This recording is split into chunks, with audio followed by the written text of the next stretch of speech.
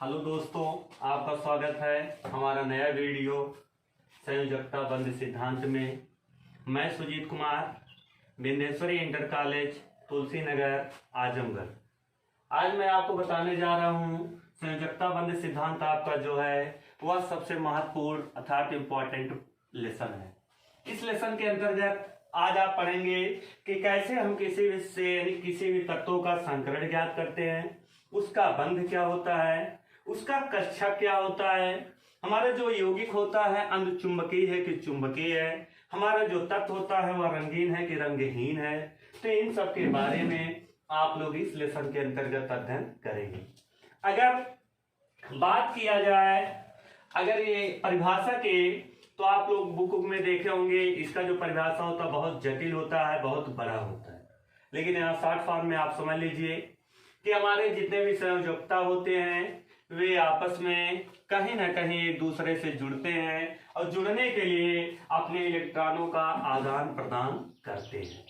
अब आदान प्रदान करने में क्या होता है कि हमारे जो भी इलेक्ट्रॉन होते हैं अपने लास्ट कक्षक से निकलते हैं और जो दूसरा तत्व होता है उसके लास्ट इलेक्ट्रॉनों से जुड़ते हैं और जुड़ने के पश्चात वह अपने यौगिकों को पूरा अर्थात कंप्लीट करते हैं।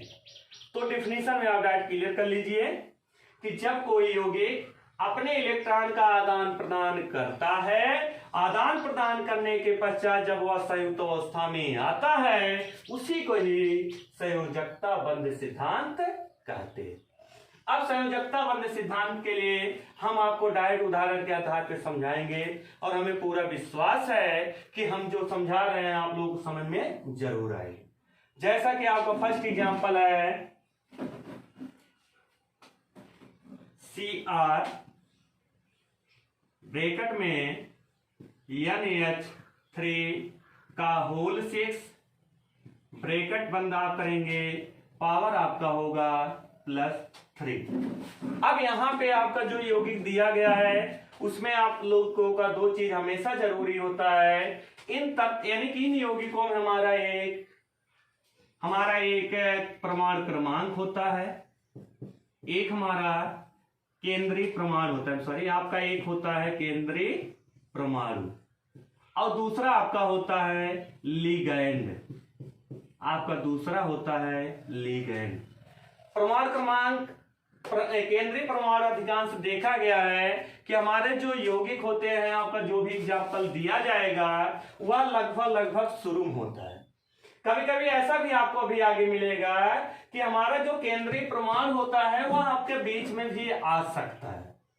तो यहां पे हम केंद्रीय परमाणु को हमेशा डिनोट करने के लिए हम यक्स मान लेते हैं, अर्थात आप लिखेंगे केंद्रीय परमाणु को यक्स मान लिया जाता है, मान लिया जाता है। इसके बाद जो कुछ हमारा बचता है हम इसको डायरेक्ट लिगैंड मान लेते हैं। क्या मान लेते हैं? लिगैंड से। तो फर्स्ट स्टेप जब आप ज्ञात करेंगे, संकरण का आप अध्ययन करेंगे, तो फर्स्ट स्टेप आप देखते हैं आपका शुरू में है Cr। तो आप यहां लिखेंगे फर्स्ट Cr को आप क्या मान लेते हैं? यक्स। क्या मान लेते हैं आप? यक्स। तो Cr बराबर आपका हो गया यक्स। और लिगेंड्स को आप क्या मान लेते हैं? 0। क्या मान लेते हैं आप? 0।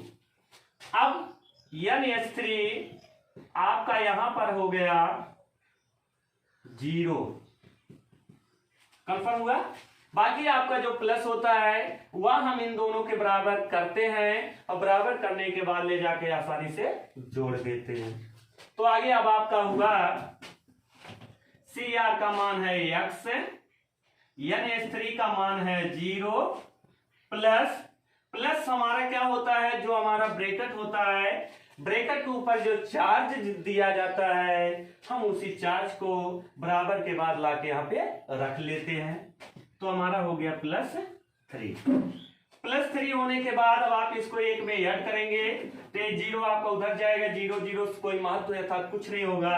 तो आपका x बराबर आ गया +3। अब ये है क्या, तो आपने क्या ज्ञात किया है, ये जो हमारा Cr है ये ऑक्सीकरण संख्या है, ऑक्सीकरण संख्या। तो आपका ज्ञात हो गया कि Cr का ऑक्सीकरण संख्या हुआ 3, अर्थात हम इसको इस रूप में लिखेंगे Cr प्लस 3 चार्ज। ये हमारा यहाँ पे प्राप्त हो गया।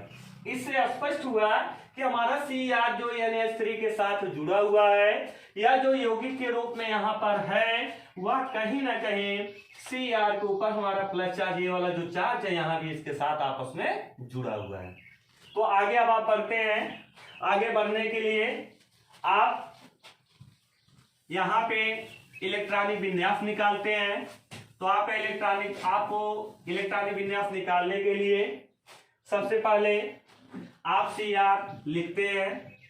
Cr का परमाणु क्रमांक आपको मालूम होना चाहिए। यहाँ पे Cr का जब आप इलेक्ट्रॉनिक विन्यास निकालते हैं तो आपका प्राप्त होगा 3d5 4s1। क्या प्राप्त होगा, Cr का इलेक्ट्रॉनिक विन्यास जब आप लिखेंगे तो आपका प्राप्त होगा 3d5 4s1। यहां पे जब आप इसको भरते हैं, कक्षक में जब भरते हैं तो आप लिखते हैं डी में आपका कितना कक्षक कोष होता है, तो आपको पता है डी में अधिकतम हमारे होते हैं 5। कितने होते हैं, 5। इसके बाद आप 4s को लिखेंगे। s के लिए आप जानते हैं एक ही कक्षक होता है, और आप यहीं पर d को भी लिख लेंगे। सॉरी भाई, p को लिखेंगे क्योंकि 4s के बाद आपका शुरू होगा 4p का, तो आप यहाँ 4p का भी लिखेंगे। p में आप जानते हैं आपका अधिकतम कितना होता है, 3। चलिए आप इसके नीचे नामकरण भी कर दीजिए। 3d हुआ, 4s हुआ और 4 आपका p हुआ। यहां पे आपने जब इलेक्ट्रॉनिक विन्यास निकाला तो आपका देखा डी में अधिकतम कितने इलेक्ट्रॉन आपके पाए गए, 5। तो आप पांचों को पाले रख दीजिए। दूसरे में आपने यस में आपका सिर्फ एक इलेक्ट्रॉन है और ए आपके खाली हो गए। लेकिन ये आपने जो निकाला है ये आपका प्राप्त हुआ है Cr का, और आपका यहाँ पे क्या प्राप्त हुआ था, Cr प्लस 3। तो आप यहां लिखेंगे Cr प्लस 3। अब आप आगे जब बढ़ेंगे Cr प्लस 3 का, तो आप जानते हैं कि हमारा जो प्लस 3 होता है वह कहीं ना कहीं अगर यहाँ चार्ज के रूप में जुड़ा है तो कहीं ना कहीं इनके इलेक्ट्रॉनों को आपस में जोड़ता है। जैसे कहने का मतलब यह है कि अगर ये हमारा 3 यहाँ है तो कंफर्म है कि इन्हीं में से अपना 3 बाहर निकला है और तब ये जाके यहाँ पे अपने आप को व्यवस्थित किया है। अर्थात जब आप 3 यहां से निकालेंगे तो शुरू कहां से करेंगे, जिसका कक्षक सबसे बड़ा हो आप सबसे पहले वहां से इलेक्ट्रॉनों को घटाना शुरू करेंगे। आपने देखा कि यहाँ हमारा 4 है, यहाँ हमारा 3 है, तो इससे स्पष्ट हुआ 3 हमारा छोटा है अपेक्षाकृत 4 के। तो 4 में से आपने देखा यहाँ हमारा 1 इलेक्ट्रॉन है, तो आप यहाँ आपको 3 पूरा करना है, तो 1 इलेक्ट्रॉन ये हो गया और 2 इलेक्ट्रॉन इस 5 में से 2 इलेक्ट्रॉन निकाल लिया था, हमारा बचा 3। ये 2 इलेक्ट्रॉन जो थे इसके साथ जुड़कर बना लिया 2 और 1 3, और ये चार्ज के रूप में यहाँ जुड़ गए। अर्थात यहां से जब 2 निकल गया था तो हमारा बच्चा कितना, 3, और ये 3 कहां बचा है, डी पर। अर्थात यहां क्या प्राप्त हुआ, 3d 3 4s 0। कंफर्म कर लीजिए एक बार, 0 क्यों हुआ, क्योंकि ये जो चार्ज के रूप में हमारा यहाँ दिखाई दे रहा है, ये चार्ज जो है यहाँ से 1 इलेक्ट्रॉनों को निकाल लिया इसलिए हमारा 0 हो गया। यहाँ पहले 5 था, इसमें 2 इलेक्ट्रॉन और ये निकाल लिया, अर्थात यहाँ हमारा हो गया 3। इसलिए हमारा ये हो गया Cr प्लस 3 बराबर हमारा हो गया 3d 3 और 4s 0। अब इसको हम ज्ञात करने के लिए जब हम इसका इलेक्ट्रॉनिक विन्यास निकालते हैं, अब क्या करेंगे हम, Cr प्लस 3 का इलेक्ट्रॉनिक विन्यास इलेक्ट्रॉनिक विन्यास जब आप निकालते हैं तो आपने देखा आपका प्राप्त हुआ 3d3 4s0।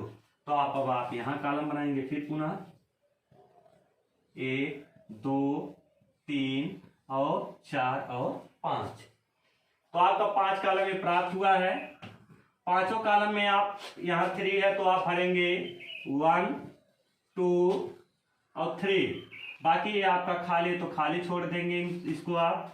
यहां भी ये आपका खाली हो गया तो आप इसको खाली छोड़ देंगे। यहां आप इसको खाली छोड़ देंगे और यहां भी ये आपका खाली है तो इसको भी आप इसको खाली छोड़ देंगे। अब आप यहां क्या है 3d है, यहां आपका 4s है, यहां आपका 4p है। कंफर्म हो गया इतना। लेकिन अब आपका यहां cr कंप्लीट हुआ। आगे आप जब आप बढ़ते हैं तो आपने देखा NaS3 के साथ भी हमारा कितना लगा हुआ है 6। और ये 6 हमारा जो होता है हमेशा एक एक इलेक्ट्रॉनों को लेकर वह आएगा। जब ये 6 इलेक्ट्रॉन आते हैं तो कहीं ना कहीं हमारा जो NaS3 है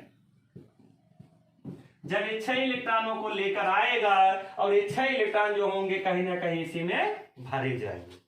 तो काल्पनिक तौर पे आप जब भरते हैं तो देखेंगे 6 में से आपका इलेक्ट्रॉन 1 2 3 4 5 और 6। तो आपको कंफर्म कर लीजिएगा फिर से। ये आपके जो 6 इलेक्ट्रॉन हैं जो बाकी बचे हुए कक्षक होते हैं उसमें एक एक इलेक्ट्रॉन अल्टरनेट लगातार आगे बढ़ते जाते हैं और अपने कक्षक को पूरा करते हुए चले जाते हैं। तो अब आप जब आगे बढ़े तो यहाँ पे देखा आपने कि हमारे जो 6 इलेक्ट्रॉन है एक काल्पनिक तौर पे आप बना लेते हैं। एक आपका इसमें आ जाएगा, एक इसमें, इस तरह से आपके कंप्लीट हो जाते हैं। तो जब ये आपका काल्पनिक तौर पे यहाँ पे भरेंगे तो अब आपका कक्षक का नाम क्या हो जाएगा। यहाँ आपका 2 खाली है अर्थात आप लिखेंगे, अब आप जब नामकरण करेंगे लिखेंगे डी आपका कक्षक था। डी में कितने अभी आपके बचे हुए हैं यानी भरने के लिए 2, तो आप लिखेंगे 2। यस है, यस में 1 है तो हम यस को ऐसे डायरेक्ट लिख लेते हैं। आगे बढ़ते हैं 4p में कितने हैं 1 2 3 तो यहां हम लिख लेते हैं 3। तो आपका प्राप्त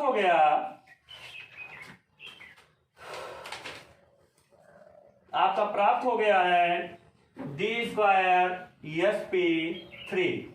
तो इस तरह से आप इसका नामनेशन कर लेते हैं। अब आप आगे जब बढ़ते हैं तो कहीं ना कहीं आप ज्ञात करते हैं कि हमारा जो प्राप्त हुआ है ये हमारा यानी कि इसकी अवस्था क्या है, परमाणु संरचना कैसी है। क्या ज्ञात करते हैं आप परमाणु संरचना।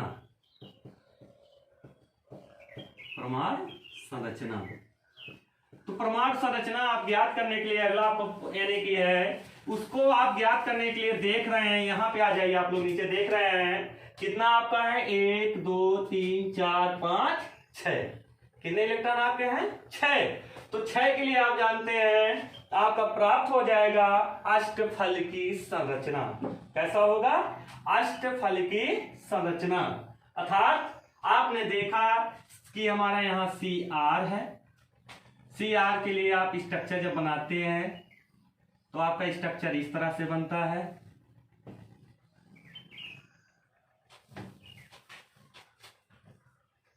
स्ट्रक्चर आपका बना CR के लिए यहां से और यहां तक प्रत्येक से क्या जुड़ा है NH3। तो आप भी जोड़ दीजिए NH3 NH3 NH3 NH3 NH3 और लास्ट में आपका फिर हुआ NH3। तो इसकी संरचना कैसा हुआ अष्टफलकी संरचना आपने प्राप्त कर लिया है अष्टफलकी। कंफर्म हो जाएगा। अब दूसरा आपको यहीं पे फिर ज्ञात करना है कि हमारा जो तत्व प्राप्त हुआ है वह रंगीन है कि रंगहीन। क्या आपको ज्ञात करना है कि हमारा जो तत्व यहाँ पे आपका है वह रंगहीन यानी रंगीन है कि रंगहीन। तो आपने देखा कि हमारे जो इलेक्ट्रॉनिक विन्यास प्राप्त हुए थे इसका, तो आपने बनाया था जब कक्षक देखा था 3D में, एक एक इलेक्ट्रॉन आपका यहाँ पे भरे हुए थे, बाकी यहाँ पे आपका काल्पनिक था। क्या था? काल्पनिक। इसके बाद यस को भी आप बना लीजिए, ये भी काल्पनिक था, यस और डी को, ई को यहां भी आपने देखा आपका काल्पनिक था। तो आपने एक चीज आपको हमेशा ध्यान देना होगा कि रंगीन हमारे वे तत्व होते हैं जिसमें एक इलेक्ट्रॉन अगर भरा हुआ है तो वह हमारे होते हैं रंगीन। क्यों? इसलिए होते हैं क्योंकि जब अगर एक इलेक्ट्रॉन एक कक्षक में होता है तो ये धीरे धीरे ऊपर जाता है और ऊपर जाने के बाद पुनः वो फिर नीचे आ जाता है, फिर ये अपने कक्षक में ऊपर जाता है और पुनः फिर नीचे चला आता है। ये क्रिया लगातार चलती रहती है जिसके फलस्वरूप ये हमें तरंगों के रूप में दिखाई देती है और दिखाई देने के कारण ही उसका जो रंगीन गुण होता है वो पूर्ण रूप से दिखाई देता है। अर्थात सबसे आसान तरीका आप हमेशा याद रखिए कि जब किसी भी कक्षक में अगर एक इलेक्ट्रॉन अगर है तो वह हमारा क्या हो जाता है? रंगीन, और रंगहीन नहीं। रंगहीन तब होगा अगर मान लीजिए हमारा दो कक्षक यानी दो इलेक्ट्रॉन अगर एक कक्षक में भर गए, जैसे अगर यहाँ दो हो गया, यहाँ भी दो है, यहाँ भी दो है, उस दशा में हमारे जितने भी तत्व होते हैं वो क्या हो जाते हैं? रंगहीन।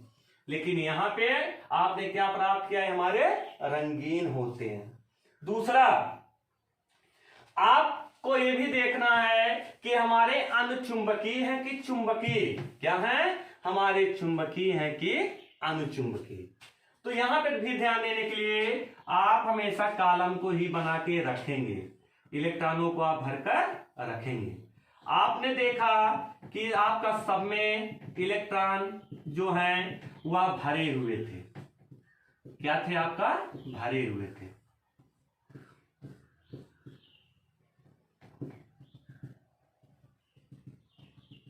आपका भरे हुए थे।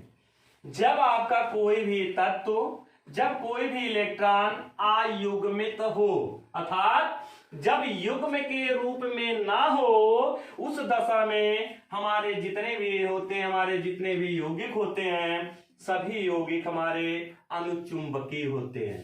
तो आपको याद क्या रखना है? युग्मित। युग्मित। अगर हमारे कोई भी कक्षक अगर युग्मित हैं, उस दशा में हमारा जो कक्षक होता है या हमारे जो यौगिक होते हैं वह प्रतिचुंबकीय को दर्शाते हैं। क्या दर्शाते हैं? प्रतिचुंबकीय। प्रतिचुंबकीय। लेकिन अगर आपके तत्व अयुग्मित हो, क्या हो? अयुग्मित हो। अयुग्मित, तो आपका यहां जो आपने अभी भी प्राप्त किया, आपने देखा कि हमारे जितने भी तत्व हैं जो अपने कक्षक में भरे हुए हैं, सभी तत्व हमारे अयुग्मित हैं। क्या है? हमारे अयुग्मित, अर्थात जोड़ा के रूप में नहीं है। और जब जोड़ा के रूप में नहीं होंगे उस दशा में हमारा तत्व क्या हो जाएगा? अयुग्मित। अर्थात आपका क्या प्राप्त होगा? अयुग्मित और युग्मित नहीं है। अगर अयुग्मित है उस दशा में हमारा जो यानी दर्शाएंगे अपना गुण अनुचुंबकीय। कौन सा गुण हो जाएगा? अनुचुंबकीय। कंफर्म हो जाएगा सबका? आपने देखा कि सबसे पहले कि आप संयोजकता बंध सिद्धांत में हमारे जितने भी तत्व होते हैं, हम उन तत्वों का इलेक्ट्रॉनिक विन्यास निकालते हैं। इलेक्ट्रॉनिक विन्यास निकालने के लिए हम ऑक्सीकरण संख्या को भी ज्ञात करते हैं। ऑक्सीकरण संख्या भी ज्ञात करने से पहले सबसे पहले हमारा जो स्टेप शुरू होता है, हम ऑक्सीकरण को निकालते हैं। क्या निकालते हैं? ऑक्सीकरण। ये टॉपिक आपको हमेशा याद होना चाहिए। स्टेप बाय स्टेप हम किसको अध्ययन करते हैं। तो जब हम ऑक्सीकरण का अध्ययन किए थे तो आप लोगों ने देखा कि हमारा Cr+3 प्राप्त हो गया था। फिर हम इसी का इलेक्ट्रॉनिक विन्यास निकाले थे और इलेक्ट्रॉनिक विन्यास निकालने के बाद हम कॉलम को पूरा का पूरा भरे थे। भरने के बाद हमें पूरा का पूरा ये प्राप्त हो गया कि हमारा जो तत्व है वह किस संकरण को दर्शाता है। संकरण का अध्ययन आपने किया। संकरण के बाद आपने देखा कि उसकी संरचना कैसी होती है, उसका अध्ययन आपने किया। उसका अध्ययन करने के बाद फिर आपने देखा कि हमारा जो जितने भी तत्व होते हैं वह क्या क्या दर्शाते हैं। इसके आधार पे आप उसकी संरचना, उसके गुण, चुंबकीय गुण, रंगीन गुण, इन सब का आपने पूरा का पूरा अध्ययन किया। अब आपको एक और एग्जाम्पल बताएंगे और हमें पूरा विश्वास है कि उसी एग्जाम्पल के आधार पे आप पूरा समझ जाएंगे कि हमारा संयोजकता बंध सिद्धांत क्या है। तो आप लोग आगे बढ़िए। आगे आपका दूसरा फिर शुरू हो रहा है। एफ ई ब्रैकेट में आप लिखेंगे CN 6 पूरा ब्रैकेट बंद करेंगे और पावर पे लिखेंगे आप -3। कंफर्म हो जाएगा। आपने कौन सा यौगिक लिखा? आपने लिखा एफ ई ब्रैकेट में CN का होल 6 पूरा ब्रैकेट बंद, पावर आपका हो गया 3। तो आपको पता है, पहले भी आपने अध्ययन किया है। सबसे पहले हम किसका अध्ययन करते हैं? केंद्रीय। किसका? केंद्रीय परमाणु का। बाकी जो बचता हम इसको क्या मान लेते हैं? लिगैंड। क्या मान लेते हैं हम इसको? लिगैंड से मान लेते हैं। इसका अध्ययन करने के लिए अब हम आगे जब बढ़ते हैं तो हम इसका ऑक्सीकरण संख्या निकालते हैं। क्या निकालते हैं? ऑक्सीकरण संख्या। ऑक्सीकरण संख्या लिखते हैं। ऑक्सीकरण संख्या लिखने के लिए अब हम आगे बढ़ते हैं, यानी कि लिखते हैं एफ ई बराबर हो गया हमारे यक्स के। कंफर्म हुआ। दूसरा आप आगे बढ़ते हैं तो एफ ई माइनस आपका हो गया 6, सॉरी भाई, आप लिखेंगे यक्स माइनस, क्योंकि माइनस, फिर आपका 6 बराबर हो गया आपके 0। यहां -3 है, -3 के। कंफर्म फिर से कर लीजिए आप लोग। यहां आपका एफ ई है। एफ ई हमारा केंद्रीय प्रमाण होता है। केंद्रीय प्रमाण को हम हमेशा यक्स मानते हैं तो यक्स लिख लिया। दूसरा हमारा CN है। CN यहाँ पे हमारे लिगैंड है। लिगैंड का जो मान होता है हम उसको सेम टू सेम वैसे डायरेक्ट लिख देते हैं। तो हमने इसका मान डायरेक्ट लिख दिया। फिर बराबर का चिन्ह यानी ब्रैकेट बंद, ब्रैकेट के बाद हमारा -3 है तो यहाँ हम इसको बराबर मान लेते हैं, ब्रैकेट को यहाँ बराबर मान लेते हैं। बराबर हमारा हो गया -3 के।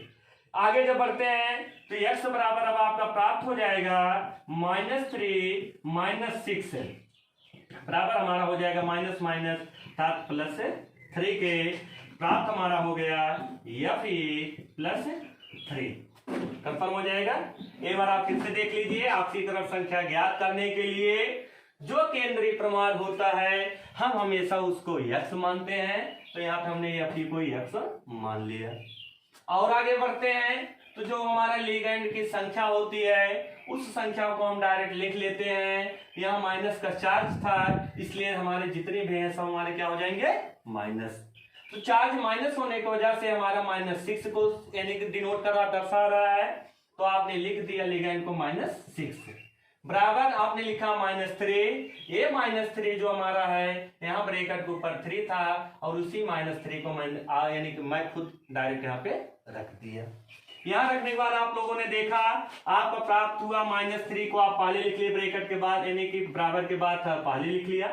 -6 है फिर आपने -6 लिख लिया। इन दोनों को माइनस माइनस आपका प्लस होगा, पहले माइनस करके घट जाएगा, आपका 3 हुआ। फिर प्लस का सिंबल आपका यहाँ हो गया प्लस और आपका प्राप्त हो गया ऑक्सीकरण संख्या Fe+3। अब आप दूसरे स्टेप पे चलेंगे।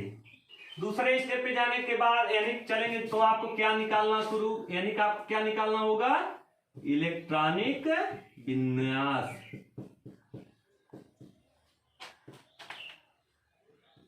आप क्या ज्ञात करेंगे? इलेक्ट्रॉनिक विन्यास। इलेक्ट्रॉनिक विन्यास सबसे पहले आप Fe का निकालेंगे। तो Fe आपको प्रमाण क्रमांक याद होना चाहिए।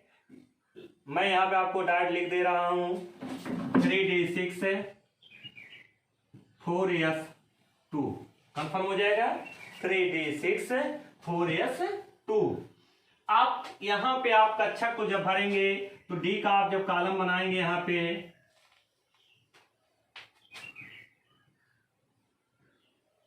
5, यस का आपका हुआ 2, यस के बाद भी आप बना लीजिए, पी भी आपका शुरू कर दीजिए। तो आपका यस में कितने हैं 6, तो 1 2 3 4 5, एक बच गया, चक्रण का पालन करते हुए पुनः आ जाएगा 6। फिर आगे आप बढ़िए, धीरे धीरे आपका यस में 2 इलेक्ट्रॉन है तो आप यस में 2 इलेक्ट्रॉनों को भर दीजिए। कंफर्म हुआ। अब आपका जब इस तरह से 2 इलेक्ट्रॉन भर गए हैं, आपने यहाँ पर नामकरण भी कर दीजिए 3d, यहाँ 4s, यहाँ 4p कर दीजिए। ये आपने इसका भर दिया। आगे बढ़िए, अब आपको क्या निकालना है, Fe का इलेक्ट्रॉनिक विन्यास जब आप निकालने के बाद अब आप अध्ययन करेंगे Cn का। किसका अध्ययन करेंगे यहाँ पे Cn का। ये भी निकाल लीजिए आप लोग, C+3 का ऐसे बना के आप छोड़ दीजिए या निकाल ही लीजिए। 3 है तो 3 में आप क्या करेंगे, यहां से आप 2 इलेक्ट्रॉन ले लेंगे क्योंकि सबसे बड़ा कक्षक है। 2 इलेक्ट्रॉन यहां चला गया, 1 इलेक्ट्रॉन इसमें से, तो आपका प्राप्त क्या हुआ, यहां पर आपका प्राप्त हुआ है 3d5 4s0, ये आपका प्राप्त हो गया है। उसके बाद अब आप क्या करेंगे, इसका जब आप कॉलम बनाएंगे तो आपका डी में 5 इलेक्ट्रॉन आते हैं, यानी 5 कक्षक होता है। 5 कक्षक बनने के लिए यहाँ 5 इलेक्ट्रॉन है तो 5 का पहले भर दीजिए। यस अब आपका 0 है तो आप 0 बना दीजिए, यस आपका 0 है तो आप ऐसे काल्पनिक बना दीजिए और पी को भी आप लिख दीजिए। आगे बढ़ने के लिए अब आप जब आगे बढ़ेंगे तो आपको प्राप्त हुआ Cn। अब आपने पिछली बार देखा कि Cn जब हमारा प्राप्त हुआ था, यानी पिछली आपने देखा था एग्जाम्पल में कि यहां से जब ये प्राप्त हुआ था, जब आप भी जानते हैं, एक एग्जाम्पल के द्वारा इसको मैं समझा रहा हूं आप लोगों को। जैसे अगर जो कोई अगर दुर्बल मेहमान अगर आपके घर आता है तो आप लोग हमेशा देखते हैं कि आपके घर आ जाता है, आप उसको बेमन से भी देखते हैं, या मान लीजिए व्यवहार करते हैं लेकिन आता है, चाय पानी करता है, उसके बाद चला जाता है, कोई खास तैयारी आप नहीं करते हैं। लेकिन अगर आपके घर कोई ऐसा मेहमान आ जाए जो बहुत पावरफुल वाला हो, आपके लिए महत्व रखता हो और आपसे बहुत विशेष लगाव हो, तो आप क्या करते हैं, उसके यानी जहां पे बैठने का स्थान होता है साफ सफाई करते हैं, रहने के लिए यानी रूम भी खाली कर देते हैं, आने जाने के लिए भी व्यवस्था करते हैं। कहने मतलब एक तैयारी आप करते हैं। सेम कंडीशन यहाँ Cn जो होता है बहुत प्रबल होता है। क्या होता है Cn यहाँ पे प्रबल है। कौन सा लिगैंड है, बहुत प्रबल लिगैंड है। अब जब प्रबल लिगैंड आता है तो ये जो कक्षक में इलेक्ट्रॉन जो बिखरे होते हैं, क्या होते हैं, जो एक एक इलेक्ट्रॉन बिखरे होते हैं, तब ये Fe आता है कि सब लोग आ जाओ डबल का, यानी डबल पेयर आप लोग कर लीजिए। क्योंकि Cn जब आएगा तो उसको भी हमें जगह देना है, क्योंकि डी के पास 5 ही, मान लीजिए 5 ही रूम है और 5 में एक एक लोग हैं और ये भी आ रहा है, तो उसको बैठाने के लिए कहीं ना कहीं इसको भी यानी कि कहीं ना कहीं पीछे आएंगे और जब स्थान खाली करेंगे तभी जाके Cn आपस में बैठेगा। तो पहले से इस तरह से भरे हुए हैं, लेकिन अब क्या होगा, ये आपस में जुड़ जाएंगे। क्या हो जाएंगे, जुड़ जाएंगे। यहां आपका 5 है तो क्या हो जाएंगे, इस तरह से सब व्यवस्थित हो जाएंगे और Cn अपने लिए क्या करेगा, खाली कर लेगा। क्या कर लेगा, खाली कर लेगा। खाली करने के बाद क्या करता है कि Cn जब आता है तो वह भी अपने इलेक्ट्रॉनों को लेकर आता है। कितने इलेक्ट्रॉन यहां पे हैं, 6। तो आप देख रहे हैं 1 2 हुआ, 2 के बाद इसमें 3 आएगा, इसमें भी आपके 3 कक्षक हैं क्योंकि आपका P है, S है और यहां आपका D है। तो आप देख रहे हैं 1 2 3 4 5 6। कहने का मतलब यह है कि हमारा जब Cn आता है तो कितने इलेक्ट्रॉनों को लेकर आएगा, 6 इलेक्ट्रॉन। और एक 6 इलेक्ट्रॉन जो होते हैं ये भी सिंगल सिंगल पहले आते हैं और एक एक कक्षक को भरते हुए चले जाते हैं। तो मान लीजिए एक इलेक्ट्रॉन काल्पनिक रूप से यहां आएगा, यहां आ जाएगा, दूसरा यहां, तीसरा यहां, चौथा यहां, पांचवा यहां, छठवां यहां, इस तरह से पूर्ण रूप से व्यवस्थित हो जाते हैं।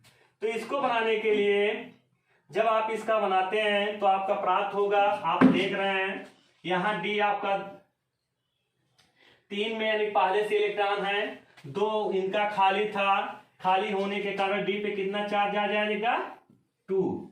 यस में कितने हैं, यस ऐसे हो जाए क्योंकि यहाँ 0 था इसलिए ऐसे डायरेक्ट हो जाएगा।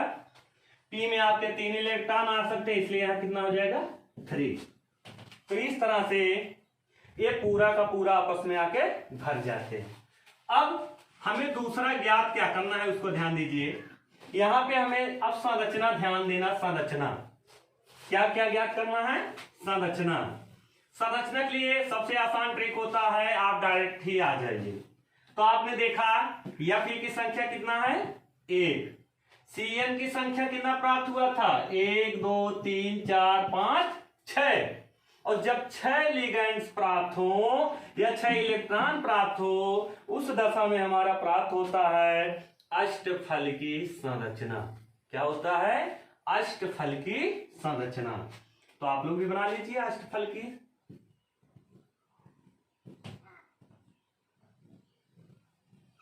अष्टफल की संरचना, प्रत्येक से क्या जुड़ जाएगा Cn,